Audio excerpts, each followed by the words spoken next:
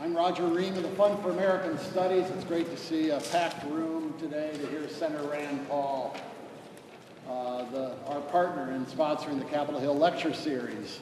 I also want to point out two people who are here today who I've mentioned at previous lectures, and that is Steve and Nancy Einhorn, who sponsor this.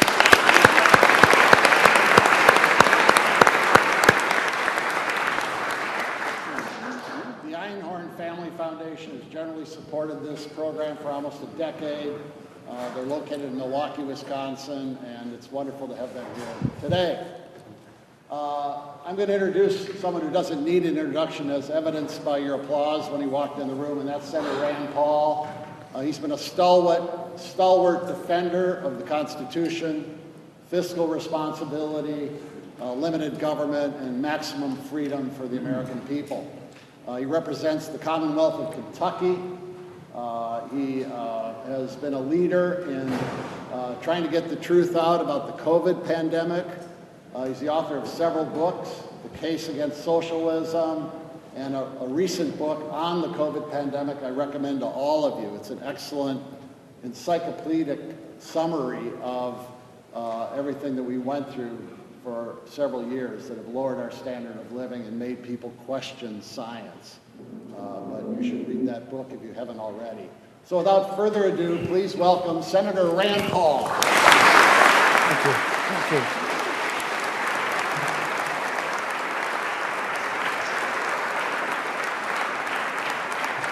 Thank you. Thank you. What a good crowd. How many people have had COVID once? How many people have had COVID twice? All right. How many 3 times? All right, a few of you. So I thought we'd talk some about COVID. We're lucky today. I have 2 famous scientists who just came from a hearing, and we're still having a debate over, did it come from the lab or did it come from animals? Now, you can't say with 100% certainty one or the other, but evidence stacks up on one side and evidence stacks up on the other side, and you try to figure this out. Why does it make a difference? If it came from animals, we need to survey animals and try to figure out if an animal has it, is someone going to eat it or contaminate their hands and people are going to catch it. If it came from a lab, what kind of research is doing that, and do we need to control the research? Now, probably we have to do both, but everything's been sort of pushed to one side saying it's all animals, and then there's this question now whether it came from the lab. I think in order to get to the beginning of it, you have to go back further. So this is called SARS-CoV-2 or COVID-19, COVID 2019. The first virus was SARS-1, and that's in 2002, 2003. And I'd like to introduce our first scientist to come up here and tell us maybe a little bit about the first SARS and how that relates to this. This is Richard Ebright, professor at Rutgers, peer-reviewed almost 200 papers, editor of a scientific journal, and has been involved in the discussion over gain-of-function research, whether it needs to be regulated or not. But maybe you can tell us a little bit about what happened with SARS-1.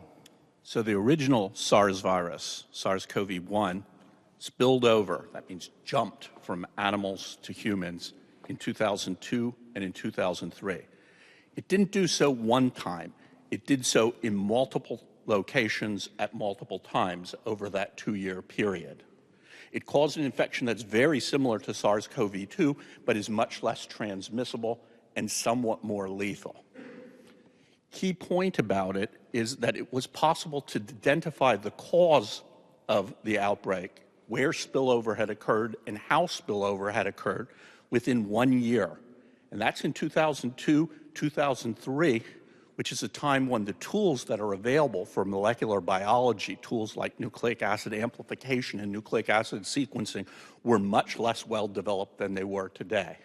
But within 1 year, it was possible to identify at a restaurant in one location in China animals that were infected with the virus, a waitress at the restaurant who was infected by the virus, and multiple customers at the restaurant that were infected by the virus. And when one isolated the viruses from the animals that were there being kept in pens to be killed and served, from the waitress and from the customers, the viruses were the same, making it absolutely clear that the virus had jumped from the animal. It's a kind of animal called a palm civet to the waitress and to the patients. That's very different from what we've seen with SARS-CoV-2. Today, with much more powerful tools for nucleic acid amplification and sequencing, we still have not been able to obtain direct evidence for any animal that was infected before humans or early in the outbreak at the same time as humans. And one of the differences between the first one and the second one, and this is sort of true of animal viruses in general, viruses are adapted to infect animals. They're not adapted to infect humans. They have to sort of get lucky to get into humans. So SARS-1 in 2000-2003 infected about 8,000 people and had a death rate somewhere between 3 and 10%. So pretty deadly, much more deadly than this one, but you were able to contain it with doing traditional things. Stay home, don't interact with people. They did quarantine and stay at home kind of stuff. And it kind of just went away, basically. The difference is you get to 2019, and now you have something that is widely transmissible. And there was an interesting study by a guy in Australia, Professor Petrovsky. He took the supercomputer, Oracle supercomputer, and he matched it up to see which had the best fit.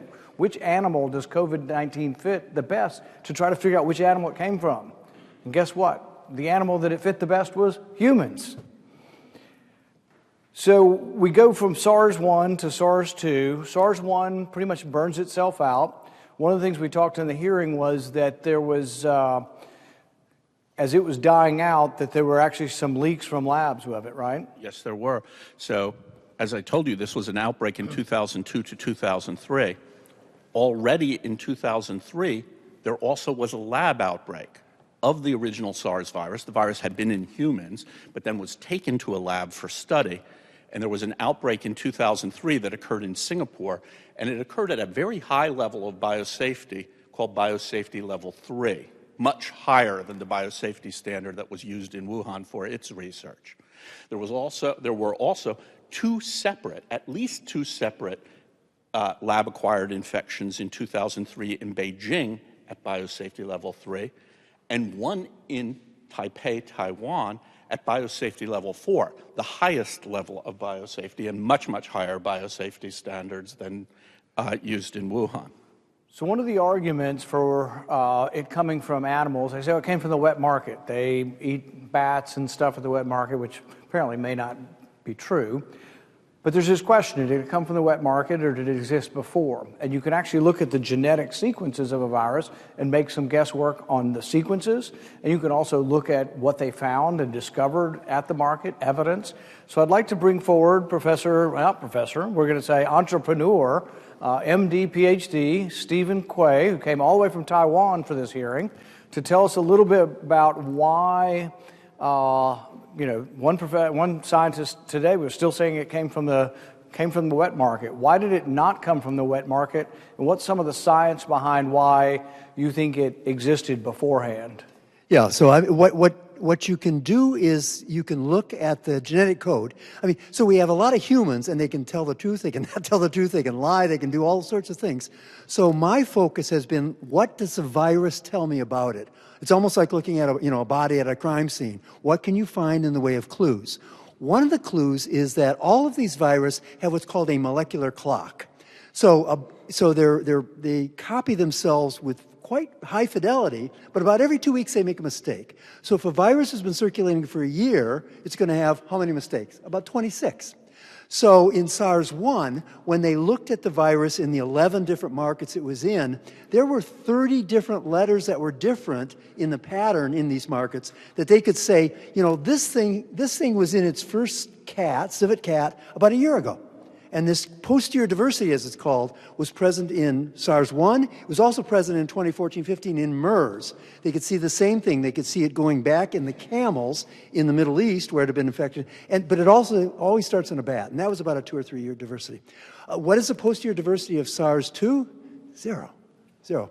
Every person who was infected in this room has a virus that can be traced back to an Adam, Adam and Eve, to an Adam virus, one virus in one person in Wuhan. Every time I think that and say it, it just marvels me that we have 2 billion people infected, and it started with one person in the laboratory there. I was working with the State Department in the fall of 2020 because I published a paper where I basically looked at what hospitals people went to in Wuhan. And there's 9 different subway lines, and it turned out all the hospitals were along line 2. What did that line have? On it, the Wuhan Institute of Virology, the market, and the international airport. And 1 million people a day were going on that line. So I'm not a government guy, as Dr. Pohl said. I've invented 7 drugs that are FDA approved on the biotech side. But my secretary gets a call from a guy at the State Department and said, "Hey, you published this paper, and you're replicating the work we're doing behind closed doors here. Would you please come in and help us?" And I did in the fall of 2020 and into 21. So statistically, we're looking at odds. What are the odds it came from animals? What are the odds that it came from a lab? So the virus has certain characteristics, and one of the things they talk about is a special cleavage site that's in the virus. Was there evidence that the Chinese were doing research inserting this cleavage site in other viruses over time? Is it part of gain of function? Is it unusual? What are the odds that this virus would have a furin cleavage site in it versus what happens in nature in that particular family? Yeah. So we learn everything we learn about viruses and in biology, we learn from nature. So many viruses have what I call two-step authentication, which means they have to have a receptor they bind to, but then they have to have a protein on that same cell that clips their spike and, like a hypodermic needle, shoots the RNA or the DNA into the cell. And this two-step authentication is a unique feature. So HIV has a furin cleavage site. Many, many viruses have furin cleavage sites. Since 1992, virologists have been putting them into viruses and seeing what happens. Every time it makes them more virulent. So the family of viruses SARS-2 came from 1,000 years of time back to the time the most common ancestor when the beta coronaviruses split. And this class came about the time William was crossing that channel into England. None of these viruses have ever had a furin cleavage site. And we've looked at 800 or 1,400, the number varies, but you all should take statistics. Because what that means is that the probability this came from nature is under 1%, under 0.5%. And so you look at various aspects of it, because then you look at, well, what are the letters of the furin cleavage site in SARS-CoV-2? Oh my gosh, it has 2 3-letter codons that are never used by coronaviruses. So basically you have DNA, and then the nucleotides from DNA are codons. When you get 3 of them, they code for an amino acid. And so an amino acid becomes a protein. And so if you look at an amino acid, it's like there's 36 different ways you could have the letters for 1 or for 2. Well, so since there's 4 letters you can use and the codon is 3, there's 64 codons for all the amino acids. And there are only 20 amino acids, 64 codons. They're redundant, which is kind of interesting. So, for example, the arginines that are at the furin cleavage site have 6 different codons for them.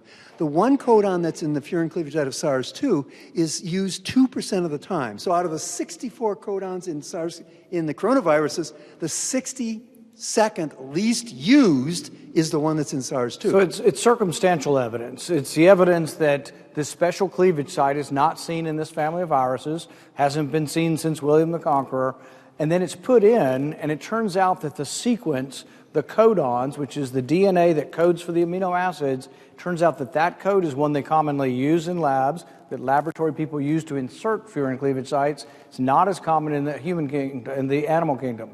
So it could be a coincidence, but it's like one after another. And then didn't you do some statistics on one coincidence adds up to another? What would it actually take to have come up with a virus like this in nature?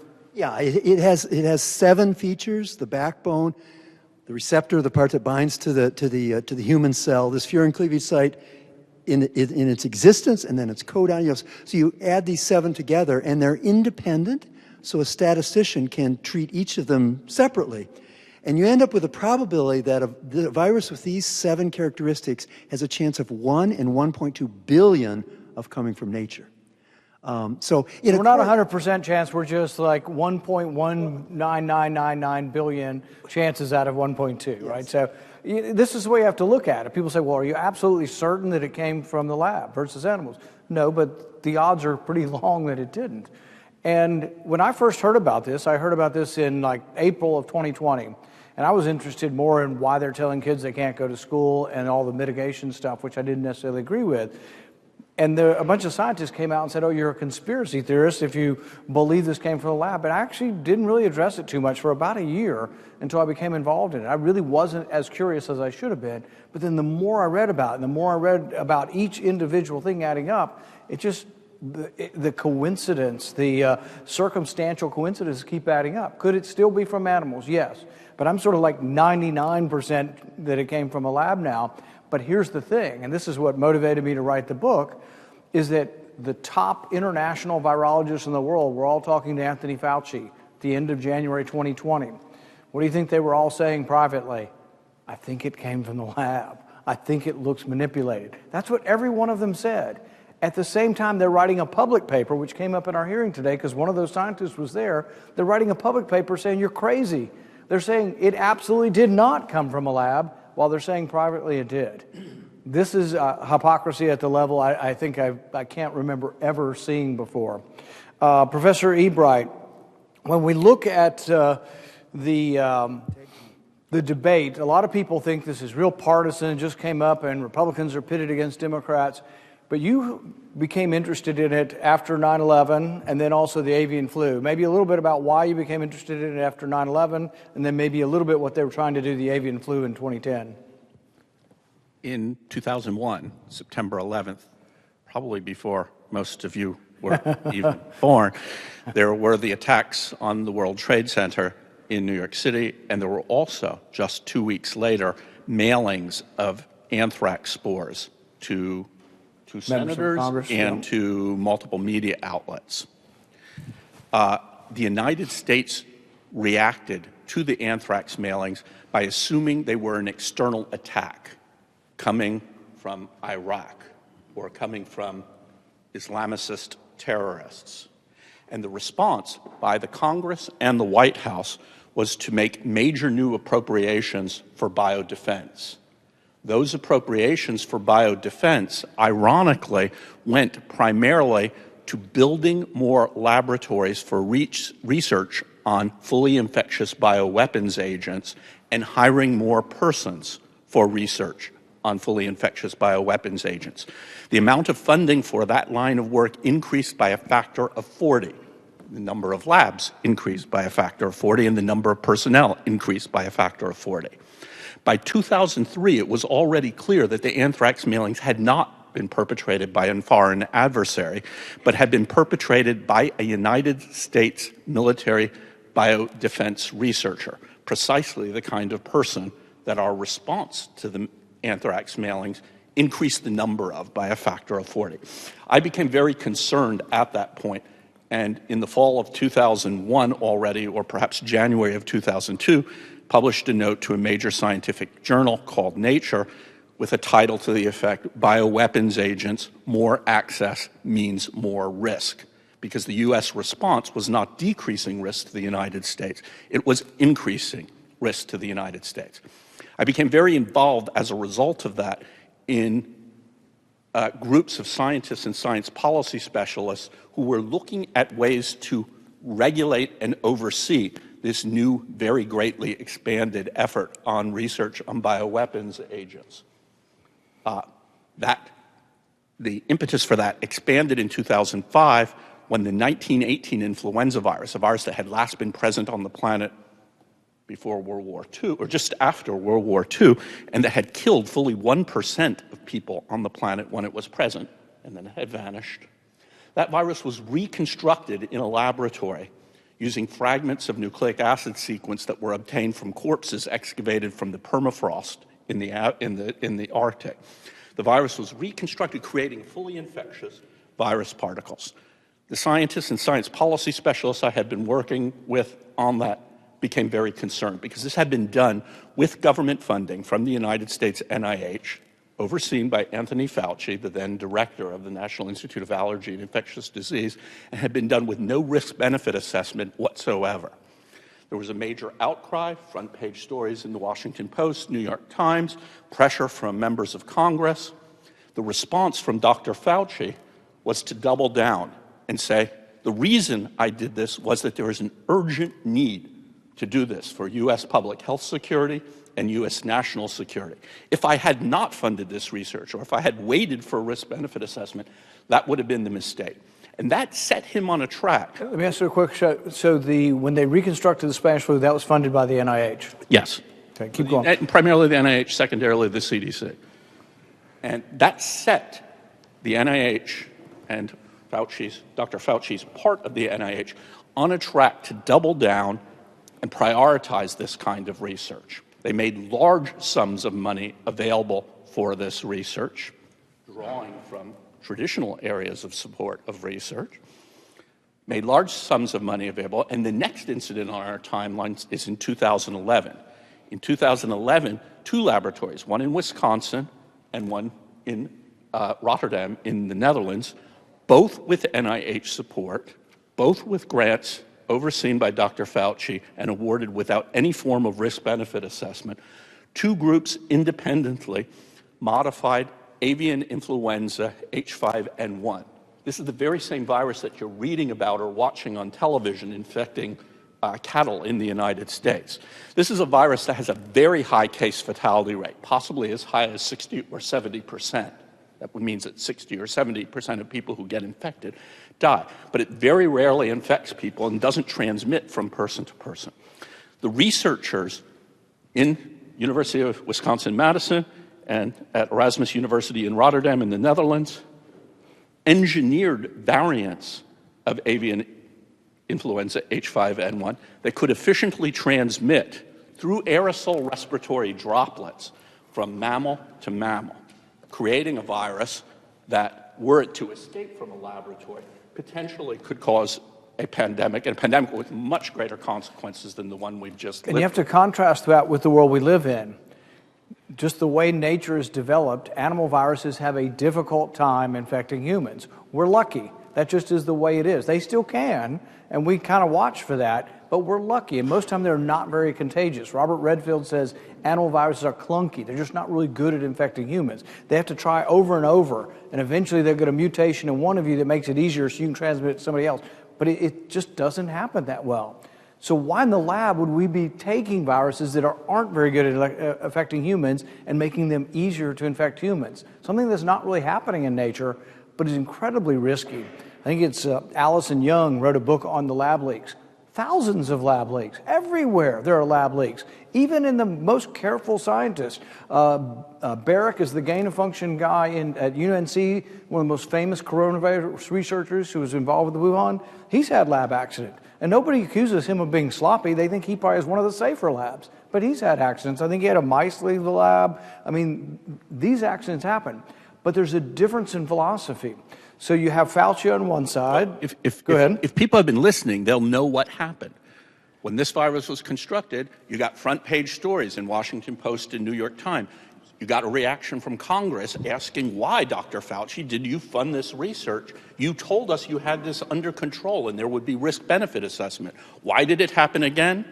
You also know the result. The response from Dr. Fauci was to double down. He arranged with the then new incoming NIH director, Francis Collins, to write an op-ed, an opinion piece for the Washington Post entitled A Flu Risk Worth Taking. And that op-ed, that opinion piece, said that this research was so crucial for U.S. public health and for U.S. national security that if he had not funded it, that would have been the problem.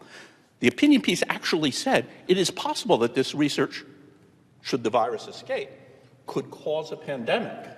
But the information we get from it is worth doing it. He doubled down.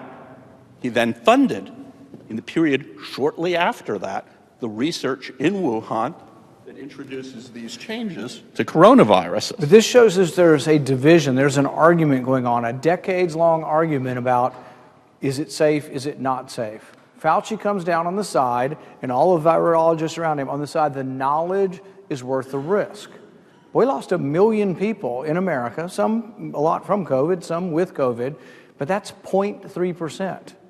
They're doing this with viruses. The avian flu, some have reported 50%. It may be less than that, but I've seen variants, but it's a pretty high. If you have 10% of the world die, you want to see what that's like? There's a book by Barbara Tuchman, 14th Century Plague, about the 14th Century Plague. A third of Europe died. It set Europe back hundreds of years, and Dr. Quay's talked about this. Imagine your world. All you got to do is probably watch Hollywood to see what happens. There won't be chlorine in your water. The sewage won't be emptied. After a while, people will be going house to house, stealing each other's food. You talk about the end of civilization. Some people say that could happen with 10% of the people dying because we're so diversified. The division of labor, nobody can do everything anymore. We're so interconnected. But imagine 50% die or 30% die. In what world should we be taking Ebola or avian flu or Nipah virus and manipulating them to make them more infectious? And yet this is all being sort of, for a year, if I said this on the internet, I was being downgraded or removed from the internet. Facebook said that anybody promoting the lab leak or discussing the lab leak, they would be suppressed. The algorithm suppressed them because the government told them it was misinformation. And the thing is, there are two sides to an argument. We had a good debate, and there were two sides. I'm on one side, but in a free country, there always is the other side. And so I'm not for removing anybody from the internet. You can say what you want to say, and everybody should have the debate. The more debate, the better. But it's a dangerous world when we start limiting speech, and that's what's going on now. The idea, the presumption that I'm right and you're wrong is not consistent. So I talk about democracy and defend democracy. You can't have a free country. You cannot have a free society unless everybody has the right to express their own opinion. And that's the danger we're running into. It's also the danger of experts. These guys are experts, but at the same time, I have them here to talk to you who are not experts, so you can make your mind up. You can read the other side. There's all kinds of great information on this, but you have to have the ability to hear both sides. Dr. Quay? Most of what we learned about this, we kind of learned under duress. In other words, they didn't divulge any of this to us. It's been like pulling teeth to get anything. Freedom of Information Act got the hypocrisy. That in private, these virologists were all saying, nothing to see here. They're saying, we think it came from the lab, but then in public they're saying the opposite.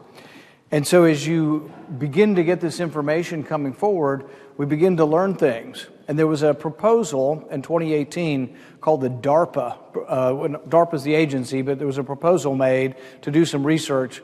Why does that suggest that the leak may have come from the lab? Yeah, a great question. So for those of you who are a little bit younger than me, DARPA was the scientific group in the military that developed Agent Orange that was used in Vietnam, and we now think that was pretty problematic.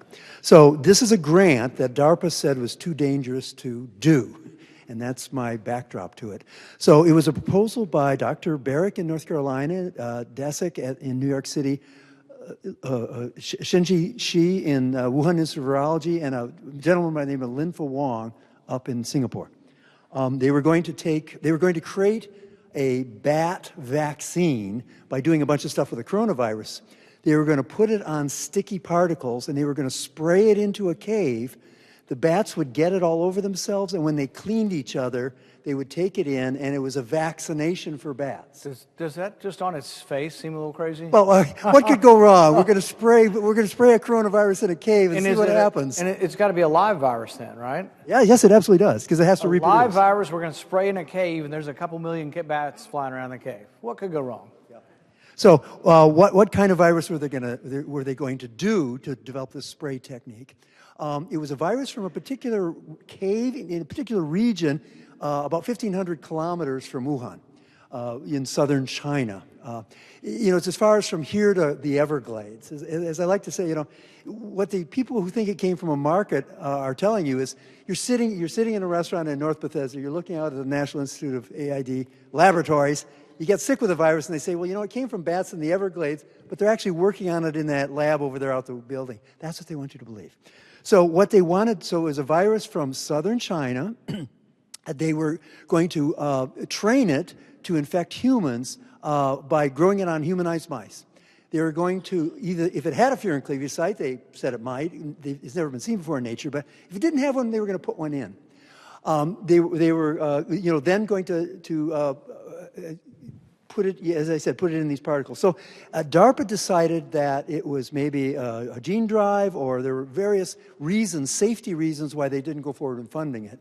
But we don't know that it was funded. But before we get to whether it was funded or not, through FOIA, the remarkable thing is, so you have this grant that they've given to the government where they've said one thing about what they're going to do in writing. They're going to make the virus, this dangerous virus, in pretty safe labs in North Carolina. And then we got drafts of this where they're talking to each other about what they're going to do. And in the drafts, Peter Daszak says, we're going to try to be really cost efficient and quick and things. So we'll tell them we're doing it in the safe labs in North Carolina. We'll go do them at the Wuhan Institute of Virology where we know they're a lower safety level. We can get cheaper, faster, better. I'll leave that out. And Dr. Barrick, who's in North Carolina and who's I think a pretty responsible scientist from what I can tell, said in the margin, well, if American scientists knew that they were going to do this, they would think we were crazy. So all of this was a setup for then when SARS appears and has all of the elements, has 7 elements of this grant. Barrick and Daszak and maybe Dr. Fauci, all these on the DARPA people should have said in January 2020, this thing looks really like the virus we proposed to make in the Wuhan Institute of Virology. Maybe it came from a lab. But not one person came forward. Think about it. You're involved in a big research presentation. They presented to 15 different agencies. This was tens of millions of dollars they're wanting to get, and they're going to stick a furin cleavage site in a family of viruses that's never had this before. So it's an unusual sort of request. They request to do it. It doesn't get funded, but you know how we find out about it? Did they volunteer? Did they come forward when they saw this in January? They should have had this aha moment. Even if they didn't think it was a big deal in 2019, once the virus came out and the virus had all of these characteristics that they were planning to do in a research project, they should have said, aha, we need to warn somebody. It looks like what their project was. Nobody came forward. Do you know how we heard about this? It wasn't even just FOIA. A whistleblower, a colonel in the Marines who worked for DARPA, some military people work within some of our government agencies, he came forward and found it. In fact, when he looked for it the first time, he looked in a folder. I'm old-fashioned, I think of like a manila folder, maybe it was a computer folder, but he looked for it and he couldn't find it. And he had some suspicions that it was there, and then there was another exchange between Fauci and I, and he went back and lo and behold, it was in the folder. So he thinks somebody was actually hiding this and then revealed it, but he revealed all of this. We wouldn't have known any of this. Almost everything we know came not from anyone volunteering anything. And people say, well, that's crazy. That's a crazy conspiracy theory to think all these people are rubbing their hands together and are just evil people. And that's not the way I look at it. George Carlin, it was way before your time also, but a comedian, he said that a conspiracy theory is not necessary where interests converge. What is the common interest of those who don't want this to be revealed and don't want you to hear about it? If you funded the lab in Wuhan and a virus leaked out and killed 15 million people, do you think you might want to hide the responsibility for funding the lab? So that goes to anybody that touched any of this research. It also goes to everybody philosophically on that side. So when people oppose Dr. Ebright and Dr. Quay and they write these papers to justify Anthony Fauci, they're part of the world that is for gain of function and for less regulation of it. But if it came from the lab, they will absorb some of that blame. It's impossible for them to escape culpability.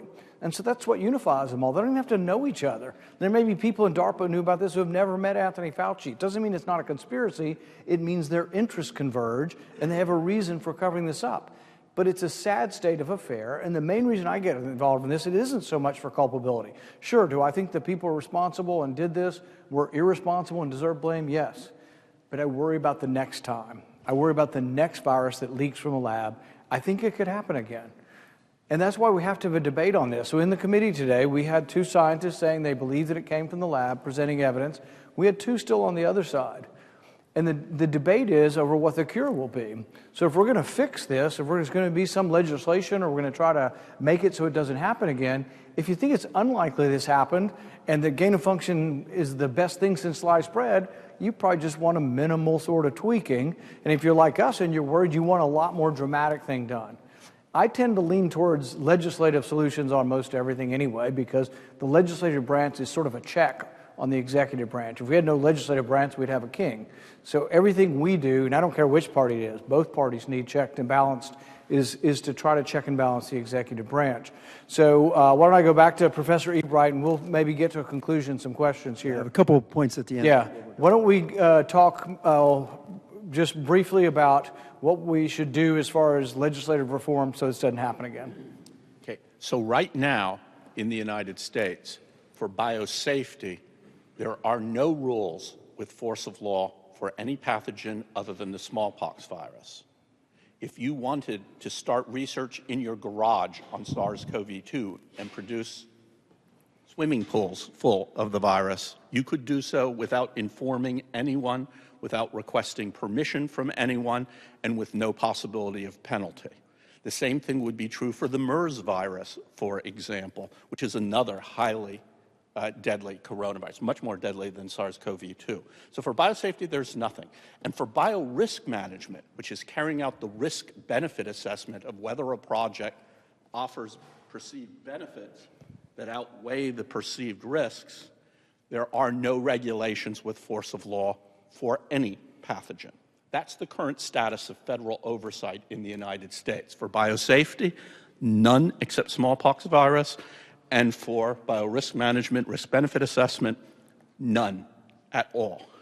Everything is allowed to the investigator to make the investigator's own decision. It is self-regulation, best practices, and advice. The most important, single most important change is to have legislation which establishes regulation, federal regulation of this crucial and existentially risky area of research that has force of law and therefore is enforceable. The second most important change is to have legislation so that the oversight, the regulation, is taken away from the agencies that perform research and fund research themselves, all of which have a built-in structural conflict of interest, and instead given to a new agency that does not perform or fund research. And the third is that the oversight needs to cover all forms of research, research funded by the federal government, but also research that's funded privately, and research that's open, but also research that's classified. Senator Paul has begun drafting legislation that will put these three key elements in place. And this is something that everyone in this room, at least all of you who don't want to see a next pandemic this decade, should support. And the way the debate is probably going to unfold is this. There's almost nobody on the side of doing nothing now. So I think we're getting people motivated to do something. But I fear what's going to happen is the side that doesn't want to do much is going to say, we already fixed it. The Biden administration came forward, we have some new regulations, and we already fixed it. So we're going to finish with Dr. Quay and give an answer of what happened just recently at MIT to indicate that the regulations that the Biden administration put in place didn't work. Yeah, so the regulations are... What's that? Yeah, they're guidance. Okay. They have no, Right. they have no Right. enforcement of law. So a good idea, but when you tested it, didn't work. The idea was that if you ordered the 1918 influenza, let's say you wanted to build that in a laboratory, you would break it up, you would break your order up around, let's say, 10 different labs that would make pieces for you. Each one would make a small piece of it, and then you'd assemble it back in your lab. So their guidance was to tell these labs that make this, how to not fill those orders. So 3 scientists at MIT did a red team experiment. They contacted the FBI first because they were kind of worried about what they were about to do. They ordered the 1918 influenza in pieces from laboratories to see if they would fill the order, or would they say, hey, we can't fill that order. 94% filled the order. They got it back. They had the FBI watch over there. They made the wrong strand, so they showed they could put it together. DNA goes one way and the other way, so the other way doesn't make a virus at all. They showed they could do it. So the Twitter version is that their guidance doesn't work. All right, questions. And can I have one more? Yeah, go ahead. So there is evidence of what's going on. So March 2019, 30 vials of the 3 most deadly viruses on the planet, Ebola, Hendra, and Nipah, are sent from Canada's only been, to the Wuhan Institute of Virology. The 3 Chinese scientists are arrested by the mounted police, escorted out. We don't know what happened. They were sent back to China. December 2019, I and my colleagues find the Nipah virus in patient samples in Wuhan, in the Wuhan laboratory, undergoing cloning. So they're making an infectious clone of the Nipah virus. This is beyond the pale, and that's a 75% lethal virus. So that's what we're up against. And the only thing I would say in conclusion is people say, well, why would a libertarian Republican, doesn't like regulations. Why are you up there talking about regulations? Your money should be regulated. I mean, how we spend taxpayer money should be regulated, and frankly, it should be safe. And even on the private sector, I think there can be. We don't allow nuclear weapons to be created in your backyard. So there are some rules, I believe. Not many, but some that I think we should have. Why don't we do questions? Don't tell me we answered everything. We have some questions. Good. So the COVID-19 pandemic was very, very concerning, obviously. I mean, it greatly challenged the credibility and the free market of information. And I think that it was very concerning to see somebody like Fauci, who is the foremost, he was the chief medical advisor of Biden for 2 years, right? And to see him covering information, maybe not covering information, but subscribing to one perspective, to one viewpoint, is a little alarming. And I mean, we also saw that where there's a lack of information, there's a hunger for information. And so you see gentlemen like the ones that spoke to us today investigate, find alternatives, and you create divides in the country based on information, based on different findings. And it's challenging to discern what's right and what's wrong, especially when there are supposedly credible sources giving us information that we need to rely on that determine the way that we live, and information coming from other people that, there's this divide. And so how can we discern? How can we do our own research? How can we find out what is best? I think there is objective truth, I think there is logic, and I think there's evidence. You got to weigh the evidence. In addition to weighing the evidence, though, I think you have to look at the source. And we weren't shy about bringing up the fact that one of the professors there from Tulane was saying things in private that he wasn't saying in public. He was saying the opposite in public. I think that level of hypocrisy goes to his credibility as well. He's also saying things that are completely discredited now. He's still arguing that this thing started at the market in Wuhan. Nobody, virtually, the head of the CDC in China doesn't believe that anymore. They've looked at the lineages and they know that the date, by looking at the clock, the evolutionary clock, that they can say that it's at least back in the fall or before. Which reminds me of one interesting thing I'd like to point out about the development of this. People say, well, why were they doing this? Were they trying to kill us with a weapon? I think in all likelihood they were trying to create a vaccine. And the thing about coronavirus is there's a lot of them that don't infect humans very well. So if you want a disease to create a vaccine against, you got to make it more infectious. So you add a furin cleavage site to make it infect humans better, and they did. They were successful at that. And then they created a vaccine. In fact, they have a vaccine February 26th of 2020. And people look at that and say, there's no way you can do the research that quickly. This is more circumstantial evidence. How could they have a vaccine within 2 months? If you look back, and even their studies say how many weeks the mice had it and all this, there's not enough weeks. It has to go back to like November. So many people think that they knew way back in the fall and they were developing this vaccine and had an accident. But interestingly, the scientist, who's also a general, some of these people are in the Army and some of them are also scientists, was named Zoe Usen. They announced the patent February 26th. In April, he dies. He either fell or jumped from a building 2 months after he discovered the virus. There's a lot of circumstantial evidence here that just doesn't fit. Let's go to another question.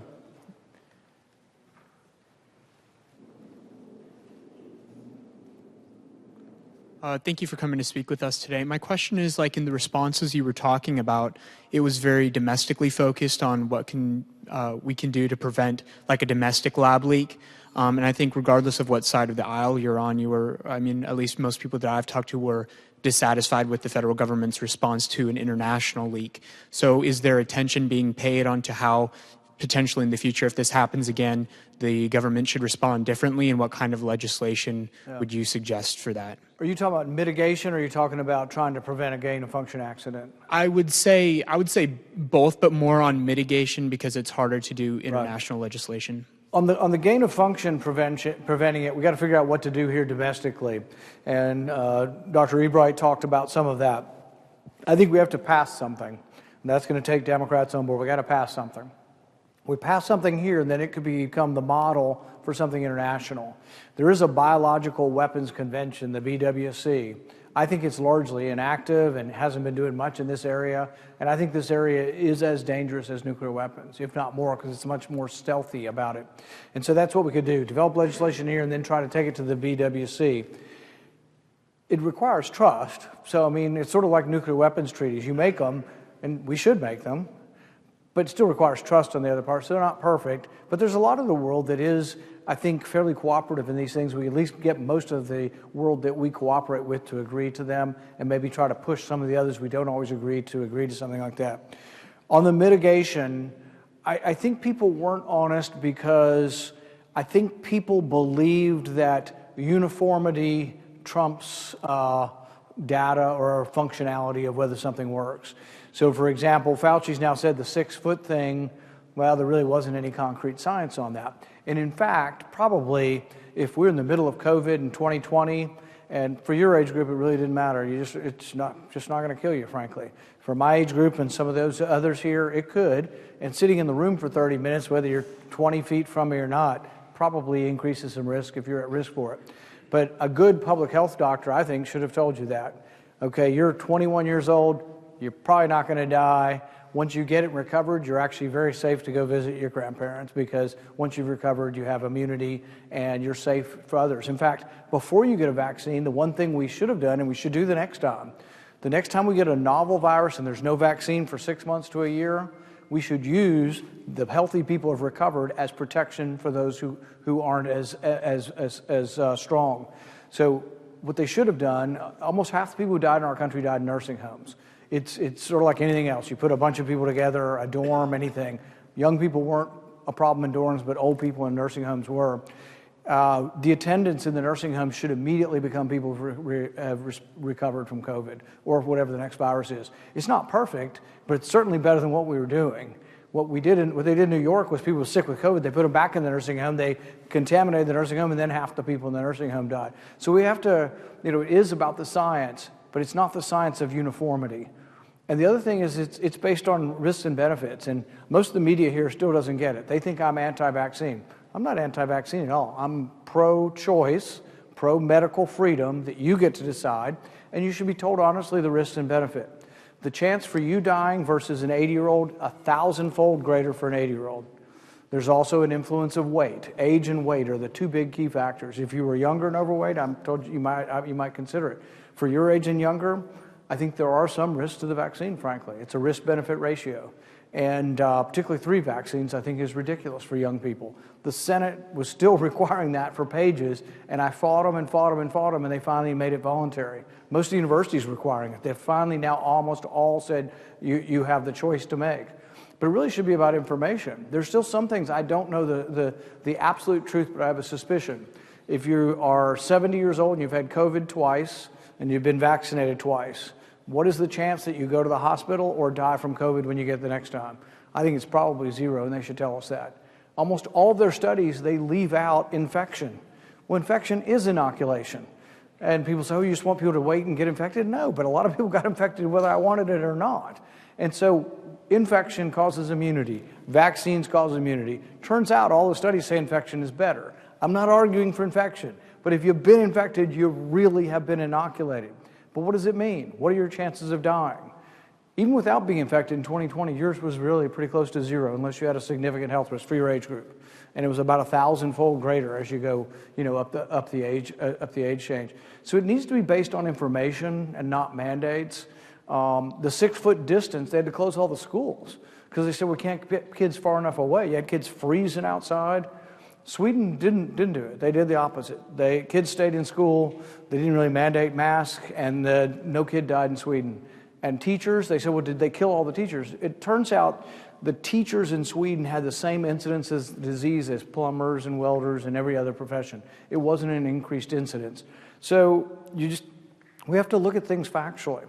People ask me about masks. If you're 70 years old and you're in March of 2020 and your wife's got it and you're taking food into her, I'd wear an N95 mask, gloves, a gown, everything. But when I come out, I'd throw it away and put a new set on when I went in. That's what the doctors do.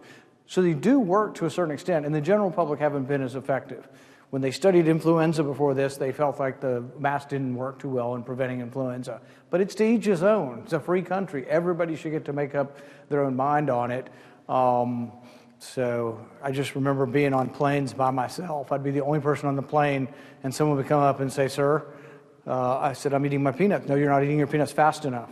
You need to put your mask on in between each peanut that you're eating." And it's like, really? I'm the only person on the plane. It's me, the pilot, and one flight attendant. I literally had several planes where I was the only person on the plane for several months. And I got lucky. I had the disease in the first month. But I tell people, had I not had it, I probably would have gotten vaccinated. My wife got vaccinated. So I'm not against vaccines. I'm for making the choice that you get to decide when, where, and how much you want to take of a vaccine, and get to weigh the risks. Give us information. Yes. Who's got the microphone?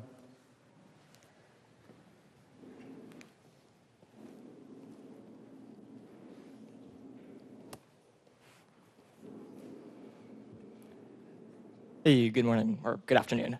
So I'm curious, throughout your presentation, you mentioned this idea of the importance of viewpoint diversity, thinking critically about what experts are saying, and challenging our preconceived notions. And I guess I'm curious, in this past hour, we've heard a lot about the lab leak idea. Why did we maybe not discuss what the counter-arguments were for having the Wuhan wet market? Why were we not invited to have one of the other two experts from this hearing to discuss with us the other side of the story? Because I don't think we're all super informed about this, and we're here to learn. So I would like to have a little bit more with both perspectives. The main arguments on the side of this coming from animals are that historically that's the way it's happened. SARS-1 came from animals.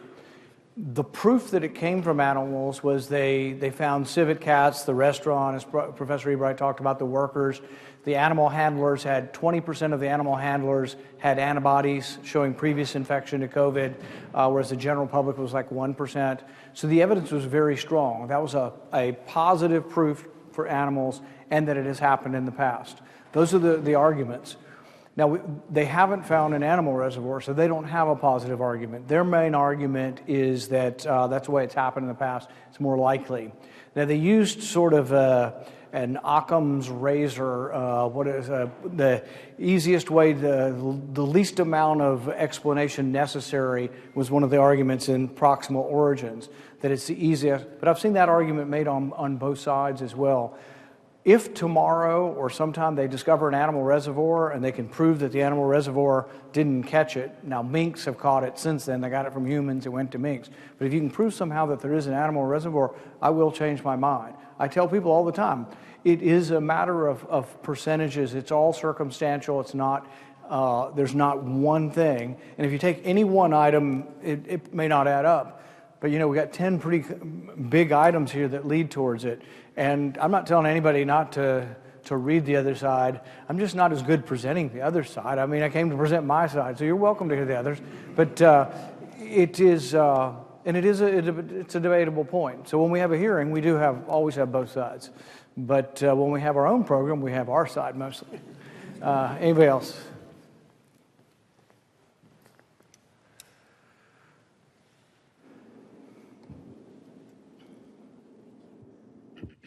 Thank you for speaking with us, Senator. So my question is, we learned today that one of the best solutions to preventing an outbreak in the future is a legislative one. But how likely do you think we would be able to get that legislative solution? And if we weren't able to get it, are there any alternatives that you believe we would be able to take to help prevent an outbreak like this in the future? Yeah. Most funding of scientific research is done by the government, probably 90%. I don't know, that may not be right. I mean, there's private pharmaceutical stuff, but I would say a lot of it's done by government. So if we could regulate the government money going into it, we have a chance. We've written a proposal. We've shown it to a bunch of scientists to get their input, and we actually keep changing it based on what the scientists are telling us. 33 scientists signed a document with suggestions. We read their document. We're taking their suggestions, these scientists and others. Our proposal is now with the Democrat chairman, who is Gary Peters from Michigan. And I think there is a chance he will sign on to it. I don't know. But there is a debate. What happened in the committee when they heard the other side, the debate is, well, look, the Biden administration already fixed this. I tend to be skeptical. If you told me the Trump administration already fixed this, I'd be skeptical of that too. I'm skeptical of letting people fix their own problems through self-regulation. The whole beauty of our system, and Madison put it well, he said that ambition would be pitted against ambition. So the ambition of legislators to grab power will be pitted against presidents who want to grab power, against a court who's trying to modulate all of that. So by pitting each against each other, we don't let any one branch get carried away. So I think there needs to be legislation. I think there's a chance that we get it. I just had a question. Kind of throughout the pandemic and stuff, there was a big problem with people having like their rights taken away, especially like First Amendment rights. What implications do you think that has for the future, and how can we avoid an issue like that again? I thought there would be more crossover on party lines in this, and there hasn't been. The First Amendment, people say, well, I have a right to say this on Twitter. Actually, you don't. You have no right to say anything on Twitter. It's privately owned, and they decide. It sounds bad, but that's just sort of my opinion. The First Amendment isn't about Twitter. The First Amendment says government shall make no law. And so really it's about the government restricting it. But I do see it as nefarious if the FBI and Homeland Security are meeting with Twitter on a weekly basis to say, well, Rand Paul says, you don't need to vaccinate your kids. That's my opinion. You can say, other people can say the opposite. That's my opinion on COVID, on the COVID vaccine. And but the government shouldn't be meeting with them and advising them what is. A government that defines misinformation and disinformation, I've said before, and I'll say it again, the biggest purveyor of misinformation in the history of the world is government. I mean, look at the Vietnam War and all the stuff that came out, the how many people died. It's like right now, do you know how many people have died in Ukraine? I have no idea. Some people say 500,000, some people say 100,000. Russia says they've killed a million Ukrainians. Ukrainians say they killed 1 million. It's hard to find the truth of things. That's why you have to hear lots of opinions and try to figure it out. But on the First Amendment and speech, the concept of free speech is incredibly important, and I wouldn't want to be part of a private platform that restricts speech. But what I think I can control and what I think government should do is I think government should not be allowed to coerce social media or any kind of media to take down speech. Thanks, All right, guys. Thank you. Thank you very much, Senator Paul.